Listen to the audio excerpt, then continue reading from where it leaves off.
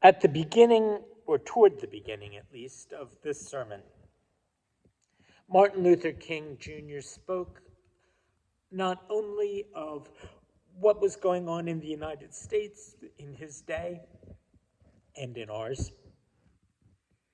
but also of things that were happening around the world, largely with the dissolution of the large European empires.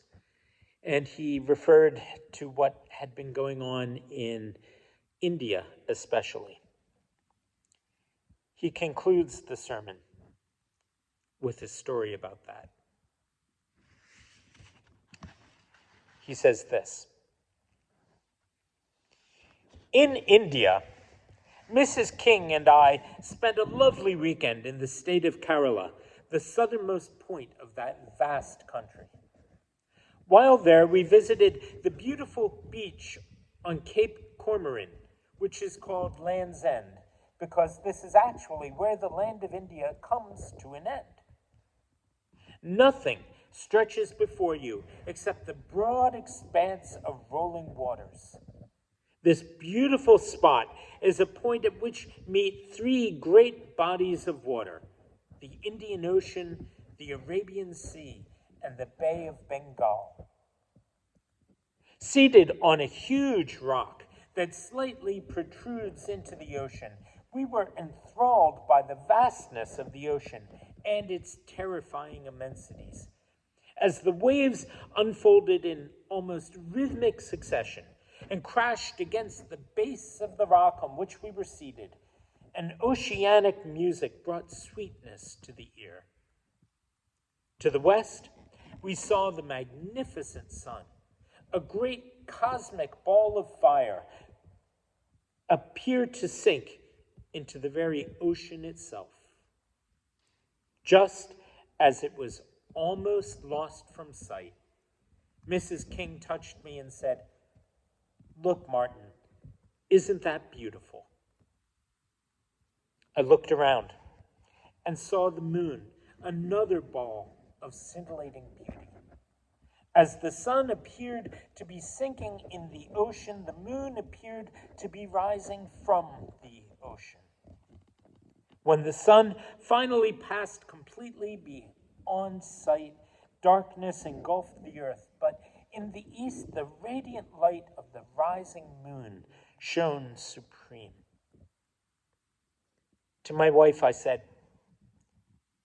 'This is an analogy of what often happens in life. We have experiences when the light of day vanishes, leaving us in some dark and desolate midnight. Moments where our highest hopes are turned into a shambles of despair, or when we are the victims of some tragic injustice and some terrible exploitation.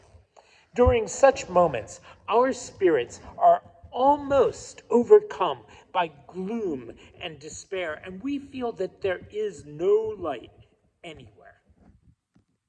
But ever and again, we look toward the east and discover that there is another light which shines even in the darkness, and the spear of frustration is transformed into a shaft of light.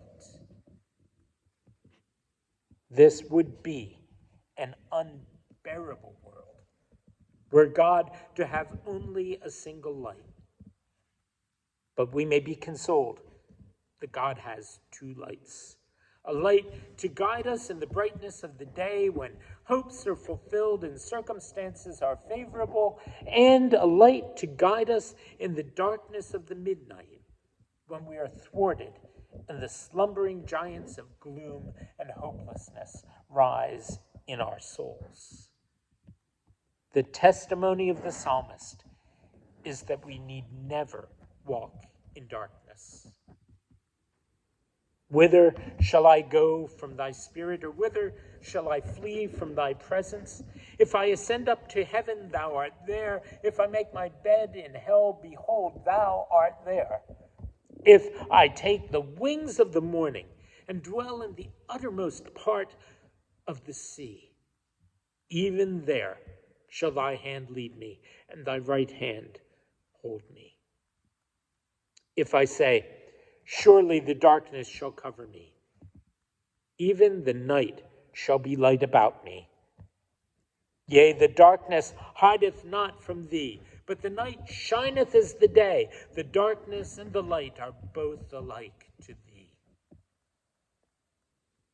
This faith will sustain us in our struggle to escape from the bondage of every evil Egypt. This faith will be a lamp unto our weary foot and a light unto our meandering path. Without such faith, man's highest dreams will pass silently to the dust.